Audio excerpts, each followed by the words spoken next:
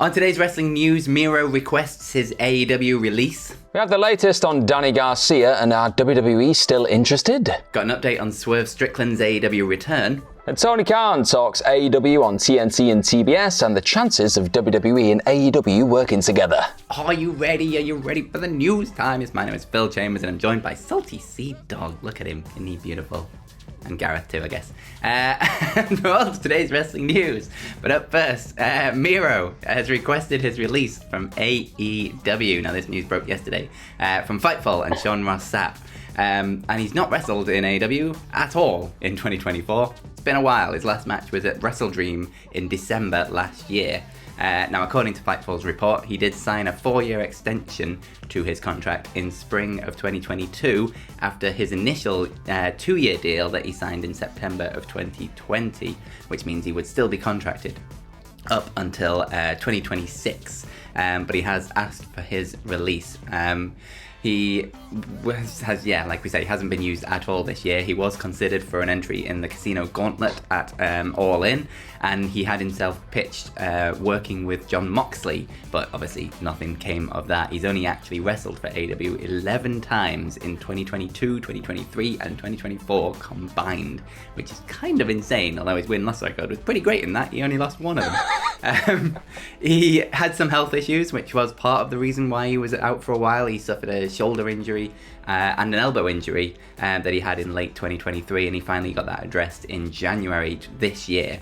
But he is now reportedly completely healthy and ready for a return, but still obviously not a lot going on within AEW, and he is now asking for his release. Now, there's no updates on anything else around this about whether WWE would be interested or what his plans are going forwards, or if AEW are going to give him the release at all. So we'll have to keep you updated as and when this happens. But personally, I think this is kind of finally from AEW and Miro. It's been obviously a long time of them doing absolutely nothing with him. There was a time when he was absolutely amazing in AEW, but that time has passed and it's been quite a while. And if he's got 2 years left on his contract and he feels like this is going to be the status quo going forwards, I kind of can't blame him for asking for his release.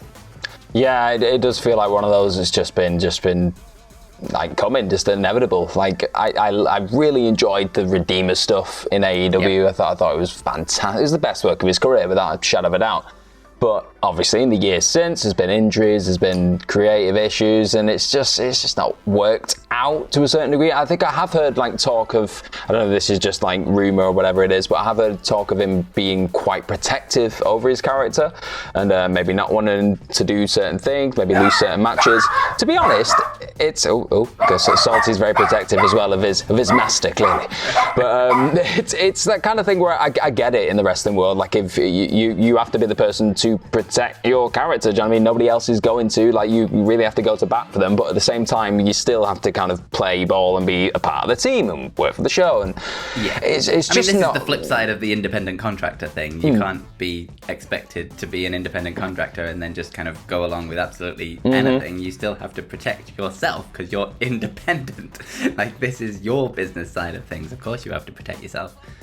Yeah, and that's just, I kind of, I fully understand if that is where his mind's been with everything. I kind of get that, but I don't know. And like you said, it's not even a given that AEW will go, okay, they have you released. They might just keep him on the books and just maybe try and convince him or just try and give him what he wants, go full Batista. You don't know. But for me, I'd like to see him in WWE. I just would at this point because I'm that kind of person. I do just like seeing like different things to a certain degree. I know we've seen Rusev in WWE, but seeing this kind of version of the Miro character in WWE, I would in this version of WWE as well. It's a very different world from where he left as the Rusev character. This Miro in Triple H's WWE would, like, there's so many matchups in there that would be genuinely incredible. Like him and like Bronson Reed would be so much fun. Him and Gunther would be bloody amazing. Braun Breaker, baby. Yes.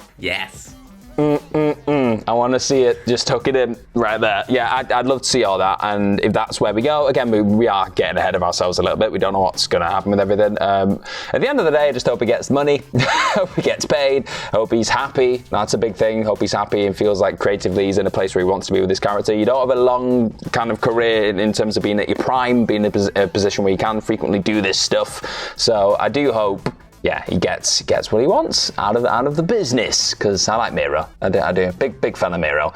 And speaking of people that I like in the wrestling world, Danny Garcia. He's like a lovely chap. I like Danny Garcia. And there's been a lot of talk about him, obviously, his future over the last couple of months, it feels like at this point. And we have another one. Of course, another update. And this one comes courtesy of Corey Hayes of PW Nexus. This was on X. The comments here were quite simple, quite short, to the point. The sources tell me that WWE is chomping at the bit to sign Daniel Garcia if he were to come available when his contract is set to expire next month. As of right now, Garcia has still not re-signed with AEW. So, yeah, it's just kind of what I don't want to say we all know at this point, but there has been a lot of talk of WWE being quite interested in Danny Garcia, understandably so. He's a young wrestler who's got the hell of an upside, like he's for the next 10, 15, 20 years, you could do a lot with Danny Garcia. And yeah, it just seems like the kind of person that would fit into what WWE are trying to build now going forward. But you can see AEW's side, they'll want to retain him as best they can, because he's a person who's had a hell of an impact on AEW. He's got a hell of a history there over the last couple of years, done really well. Like the match that he just had with MJF was fantastic as well. And they did, even though he didn't win that match, they still booked him in a way that made him look somewhat strong and kind of kept that door open for him to stay within the company going forward. So I'm fascinated by this one. I think Danny should just play both sides, get that money, and do what he thinks is best for his career, whatever that may be. I think it's a win-win, really. Yeah, absolutely. Yeah, the idea of Daniel Garcia in WWE is quite interesting. He's like he's not exactly had a bad run in AEW. He's had some really, really great moments in there, but it's just been a little bit sort of up and down in terms of like his push and like steady storylines and things like that. Like occasionally it just kind of drops off for no apparent reason, and then he'll like pop back in. So yeah, it's 100%. I think it's one of those things for him is just to wait out the end of the contract and just see what's out there, and then just play off everybody and get the best deal you possibly can while you can. He's still young, still quite new to this, like in the sort of grand scheme of things when you're comparing him to like a Miro or something like that. And we've met him a few times at various things, and he's always come across as a really nice guy. He actually said that made me feel incredibly old at the time, but he grew up watching WhatCulture vids in high school, so I'm really old. So did I, Phil. You're really old. So did you. Yeah. It's like, yeah, when you talk about when you started watching wrestling and things, and I realised, oh my god, I'm so old. Yeah, John Cena, Randy Orton, man, iconic feud. Best of the best. Ridiculous. But what was I saying? Yes, Daniel Garcia. I just genuinely hope he gets the best deal he possibly can, whether it's AEW or WWE, wherever he is happiest. The world is seemingly his oyster at this point. So yeah, go get it, Daniel Garcia. Why the hell not? But speaking of stupid dances, Swerve Strickland. There's an update on his AEW return. It's coming from the Wrestling Observer newsletter and Dave Meltzer, and he says that he will be back sooner than originally expected. Now, obviously, he's been missing from TV since the grim match All Out against Hangman Page, the lights out thing, where he got stabbed in the mouth and a chair like destroyed his head. Amongst many other things. I was going to say, that's just two of the things that happened. That was not just it. So he's been away for a little bit, but Meltzer says that he could be back sooner than originally expected, which is quite interesting. But the sort of more interesting point is that Meltzer points out that it would make a lot of sense for him to return for Wrestle Dream on October the 12th, because it is from Tacoma, Washington, and he is from Tacoma, Washington. But Meltzer did make sure to say that he had not had that confirmed, so that's not a guarantee, but it would make a hell of a lot of sense if you want to maybe sell a few more tickets for Wrestle Dream, get the hometown guy on there. Yeah. Why the hell not? I mean, it is his house, so you might as well. Yeah, if he's happy, if he's in a position where he does feel like he can come back and he's had a bit of time off and rest, recovery, whatever it is, yeah, bring him back in. I love Swerve.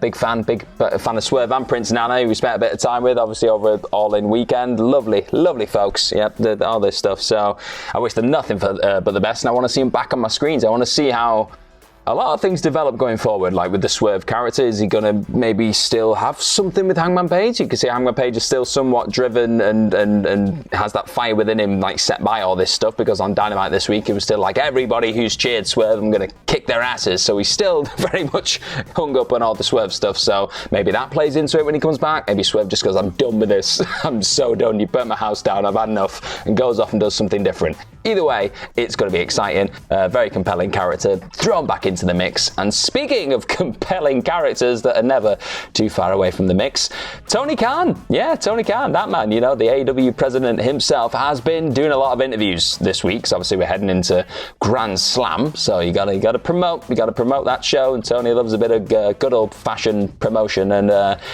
we said a few things. So the big talking point with AEW right now is obviously the rights deal, like what's going on. I say what's going on. We kind of know what's going on, but it's not been officially confirmed. And this is another case of that, because we had that report, I believe it was earlier this week, from Puck's John Orand, who said that the two sides, AEW and Warner Brothers Discovery, have agreed that deal, reportedly, a 3-year deal with an option of a 4th. Said to be in the range of about $170 million annually, and that could be announced as early as like next week. So that looks like that's happening. And Tony somewhat referenced this in a Busted Open interview that he did, obviously to promote Grand Slam. He said, "I know they have been reporting things that are very interesting. There are a lot of reports and rumors. I have not confirmed, and Warner Brothers have not confirmed anything officially. I think we have a really exciting future there. I can say with 100% certainty, AEW and TBS and TNT are here to stay for a long time." So without confirming, he's kind of confirmed there, isn't he? It's one of those, yeah. So that's what Tony had to say on that. And then within that, like a Rand report as well, it was said that AEW is seemingly pitching a package primarily to broadcast channels, with one of those being rumoured to be Fox. So we don't know what that package is. I think I've heard some people saying it could be I nearly called it Thunder. It's not Thunder, is it? It's Shockwave? Like that Shockwave, could be. Yeah. Is that one that could be being shopped around off like Fox? Because obviously SmackDown's left Fox now, so like that could be a way of getting AEW over there. Tony Khan didn't really address that rumor in particular, but he has there seemingly just confirmed that staying on TBS and TNT. So that's big news, I guess. I mean, I guess. He's been kind of hinting at this for a really long time. It's the news story that will never end and will apparently never come to a conclusion. Maybe we'll find out one day when it finally gets released. But who the hell knows at this point? You might just keep this going on forever. Commit to the bit. For 3 years now, it's I don't know. Are we on TNT? You still on TNT? I don't know. Maybe we will, maybe we not. Let's see what happens. Also, he had another interview this week on the Maggie and Perloff show, and he was asked if fans could ever expect to see an AEW and WWE joint super show thing in the future. And Tony said, "I can't say ever." I don't know if he meant never there, but it's I can't say ever. Anything could happen at some point. It's hard to say. What's the timeline? In the next 100 years? Quite possibly.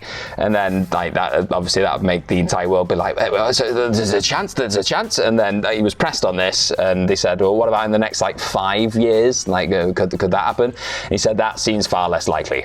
Yeah, so don't expect AEW WWE show before 2030. It's probably not going to happen. That's again not exactly breaking news, but I don't know. Tony does seem like the party that's more open to that than WWE. Like not by much, but like he does. He's a bit like I don't know, maybe. So weirder things have happened. I will never say never with this crazy industry. Yeah, you can never say never. You can say it's unlikely, but you can never say never. Well, we just have to wait and see, I guess. But that is the news for today. Thank you very much for joining us. Follow us over on all the social media things, Instagram and X, I guess, at Fill My Chambers, and Gareth is... You can follow me at gmorgan04 on X, and then I've got an Instagram thing that Phil reminds me to plug. It's like a fitness thing that I'm doing on my Instagram. My Instagram's at Gareth Morgram because I'm hilarious, and then the fitness thing is the fitness thing is at fitness.thoughts.